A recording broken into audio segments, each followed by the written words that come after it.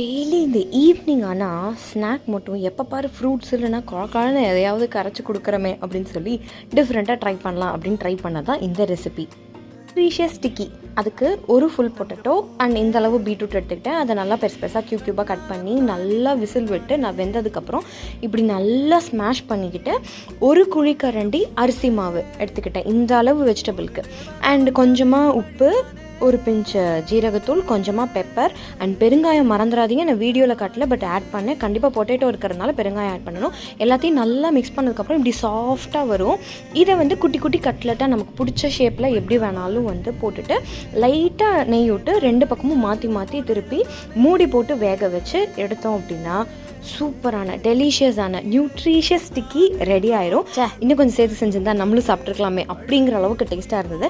ஒரே மாதிரி போர் அடிக்குதுன்னு நினைக்கிறவங்க இந்த மாதிரி ஈவினிங் ஸ்நாக் ட்ரை பண்ணுங்கள். செஞ்சு பார்த்துட்டு எப்படின்னு கமெண்ட்டில் சொல்லுங்கள்.